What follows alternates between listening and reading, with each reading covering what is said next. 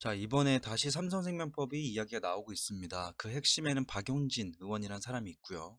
요거 내용을 그냥 요약을 해드리면 삼성생명이 지금 삼성전자의 1대 주주예요. 근데 지금 시가 기준으로 하면 31조 원 정도 보유하고 있습니다. 이 법안의 핵심은 삼성생명의 총 자산의 3% 정도까지만 보유할 수 있다라고 하고 있어요. 근데 지금 총 자산이 2021년 말 기준으로 341조입니다. 여기서 3% 하면 10조 원 정도 되겠죠. 그러면 결국에 이게 개정안이 통과가 된다라고 하면 삼성생명은 이제 삼성전자에 30조 원 정도를 보유하고 있는 건데 최대 10조 원까지 보유할 수 있으니까 20조 원은 시장에 내다 팔아야 되는 겁니다.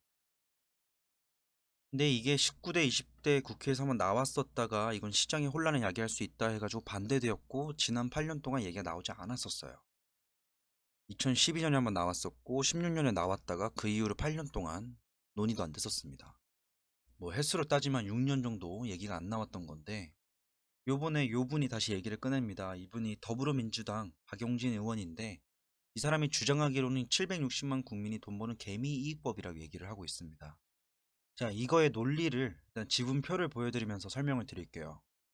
우리가 어떤 주식을 보유하고 있으면 배당을 받죠. 그리고 그 배당에 해당되는 것과 똑같이 권리도 갖게 됩니다. 그 권리를 보유함에 따라서 회사에서 어떤 중대한 결정을 내릴 때 주주들에게 투표권을 위임하거나 아니면 직접 투표하기를 권하죠. 근데 지금 보면 삼성생명이 보유하고 있는 게 8%고요. 얘네 다 합했을 때 밑에 우호지분들이 쭉 있죠. 20% 정도 됩니다. 근데 요 보유 수량에 따라서 그들은 배당도 받고요. 권리도 갖습니다. 여기에 올라와 있지 않은 소액 주주들 있죠. 뭐 10주 가지고 있을 수도 있고 뭐 1000주 가지고 있는 분들도 있겠지만 어쨌든 소액 주주들을 포함한 많은 분들의 주주분들은 똑같이 배당을 받습니다. 그 배당 받는 기준도 본인이 보유하고 있는 보유 수량에 비례해서 똑같이 배당을 받습니다. 근데 저는 별로 이렇게 정치 얘기를 좋아하진 않지만 전 요 공정과 상식이라는 게 되게 좀 마음에 안 들어요. 공정과 상식을 회복하는 삼성 주주 지킴이법이라고 얘기를 합니다. 뭐 아버지 시대의 유산을 떨치고. 근데 삼성생명이 지금 보유하고 있는 3분의 2 주식을 팔아 넘긴다 해가지고 요게 160만 유배당 계약자들에게 합당한 권리를 주진 않습니다.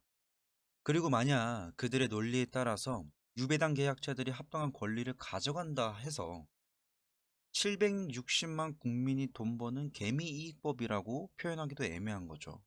그러니까 논리는 이거예요. 먹이 사슬이 위에 있기 때문에 이들이 먹고 나서 남은 찌꺼기들이 간다라고 생각을 하는데 물론 위에서 걸러져 내려오는 게 좀 적어졌다. 더 많이 걸러 내려온다에 따라서 주주들이 배당은 조금 더 받을 수 있겠죠. 근데 핵심은 결국에 내가 보유한 주식으로 배당을 받는 것보다 주가가 오르면서 배당을 받는 게 좋은 거거든요. 그래서 삼성생명에서 지분이 좀 나가게 된다면 밑에 있는 주주들 입장에서는 비율적으로는 조금 더 많은 지배력을 가져갈 수 있다라고 착각할 수는 있는데 결국에 이 지배력이 약화되면 회사의 지배 구조가 위태로워지면서 전반적인 경영 상황이 악화될 수가 있습니다. 그리고 이게 비단 삼성생명과 삼성전자만의 관계가 아니라 이 지분 자체가 굉장히 유기적으로 엮여 있어요. 그러니까 서로가 서로를 지배하고 있고 보유하고 있고 우호지분으로 참여하고 있는 상황입니다. 이게 대기업 그룹사들이 다 이래요. 그래서 보면 오너 일가가 지금 삼성물산의 31.31% 정도를 가지고 있고 삼성물산, 삼성생명, 삼성전자 순으로 이렇게 지배구조가 이루어져 있는데 사실상 이 오너 일가가 삼성전자를 혼자서 다 먹고 있는 게 아니라 삼성물산을 보유하고 있고 이 삼성물산은 삼성생명을 보유하고 있고 이 삼성생명은 삼성전자를 보유하고 있는 이 과정에서 간접 지배하고 있는 겁니다. 근데 중간에 있는 삼성생명의 지분을 팔아야 되고 그리고 그를 통해서 지배력이 약화된다. 그러면 이 오너 일가가 삼성전자를 지배하고 있는 지배력 자체가 약화되고 있는 겁니다. 중간에 있는 연결고리가 끊기게 되는 거죠. 물론 완전히 끊기는 건 아니지만 약해진다라는 거. 저는 사실 만약에 가능하기만 하다면 이분이랑 뭐 직접 얘기를 한번 해보고 싶습니다. 어떠한 구조 속에서 이게 수많은 700만 삼성 주주를 지킬 수 있는 방법인지 그리고 어떻게 이게 돈 버는 방법이 되는 건지 궁금합니다. 일반적으로 우리에게 배당으로 들어오기 전에 뭐 매출과 이익들이 쭈루루 있겠죠. 그리고 순이익이 있는데 이게 지배이익과 피지배이익 그리고 순수 자본이익이 있습니다. 근데 주주들에게 본인들의 이익이 직결돼서 들어가지 않는 경우는 사실 삼성전자라기보다는 다른 코스닥과 코스피에 있는 수많은 기업들이 그렇습니다. 저는 그렇게 생각을 해요. 그리고 이거에 대해 공감할 수 있는 분들이 많을 거라 생각을 하는데, 지금 삼전 주주들 입장에서는 당장 뭐 배당을 1% 주느니 1.5% 주느니 별 의미가 없습니다. 그러니까 당장 중요한 거는 지금까지 그래왔던 것처럼 삼성전자가 비록 지금 9만 원 찍고 내려와 있지만 향후 계속 10만 원, 11만 원 가는 게 제일 좋습니다. 뭐 배당을 뭐 만 원 더 챙겨주느니 5천 원 더 챙겨주니 이런 거 필요 없죠. 사실 주가 수익률로 올라갔으면 좋겠는 거고, 그 과정에서 과연 배당이 먼저일지 아니면 회사의 성장과 지배력 강화를 통해서 안정적인 사업을 진행할 수 있는 게 우선시 돼야 되는 건지, 이거는 주주들도 다 이미 알고 있고 무엇이 우선선인지 다 알고 있잖아요. 그래서 이분이 어떤 얘기를 하고 싶은지 그냥 대충은 알겠는데 그게 이론상으로는 그래요. 정말 제가 옛날에 책으로 공부할 때 요렇게 하면 소액 주주들에게 이득이고 지배력 강화에는 요게 이득이고, 이론적으로만 증명될 수 있는 문제입니다. 그래서 이거는 요런 법안을 들이밀기에는 너무 큰 스케일의 기업이에요. 그래서 요게 과연 효과가 있는지 삼성전자에 들이밀기에는 판이 너무 큽니다.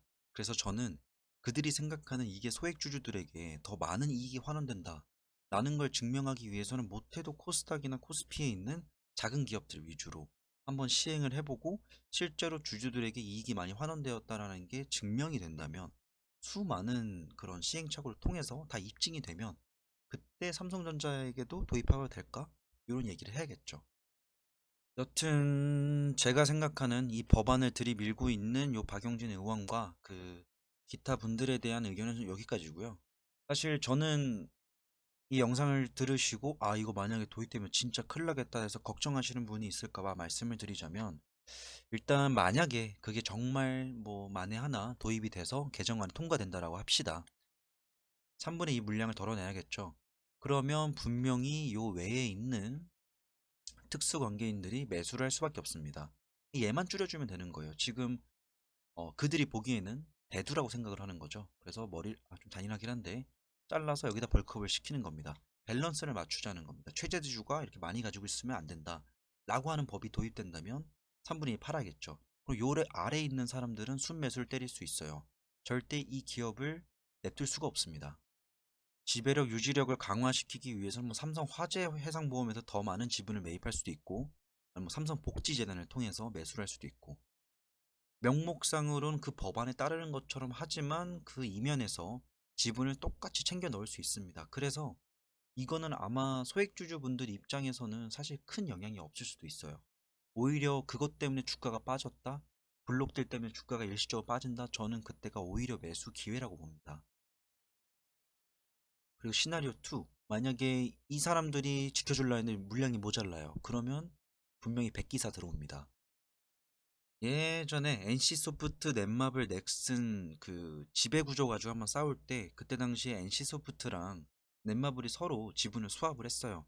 나는 너 보유하고 있고 넌 나 보유하고 우리 서로 우호 지분되고 이런 식으로요. 그러면 삼성전자에게 그런 역할을 해줄 수 있는 기업들이 국내만 해도 넘쳐날 겁니다. 우리가 도와줄게, 대신 다음에 우리랑 계약할 때 좀 잘해줘, 이런 식으로. 뭐 이거는 좀 논리적 비약일 수도 있는데, 뭐 SK 하이닉스 같은 기업이 주식을 보유해주고 우호 지분을 들어와주고 이런 식으로 가도 그럴듯해지는 거죠. 아무튼 저는 높은 확률로 삼성생명 보험법 저게 그냥 10대, 11대, 12대에서 밀렸던 것처럼 요번에도 그냥 그저렇게 넘어갈 것 같아요. 사실상 실현 불가능한 수준의 범위입니다.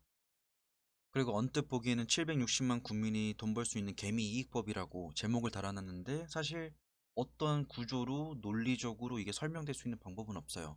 어떤 식으로 이게 개미들이 이익 볼 수 있는 알고리즘이 통하는가, 이걸 저는 납득 못하겠고요. 그리고 요게 단순하게 그냥 작은 기업에서 이런 일이 있다라면 모르겠는데, 메이저 기업에서 이런 식으로 일을 벌리기 시작하면 사실 복잡해집니다. 그리고 지금 현재로서는 삼성 이 계열사들의 지배력 자체가 획일화되어 있지가 않아요. 서로 유기적으로 연결되어 있습니다. 그러다 보니까 그 중심에 가장 중추적인 역할을 하고 있는 삼성생명을 건드려 버리면 서로 간의 그 지배력 강화에 필요한 교두보 역할을 없애버리는 거고 약화시키는 겁니다. 요거를 본격적으로 들이밀고 싶다면 다른 기업들에서 비슷한 사례, 하지만 작은 케이스, 뭐 코스피에서 많이 볼 수 있겠네요. 열 몇 개 기업에서 테스트를 해보고 실제로 개미들에게 이익이 됐다?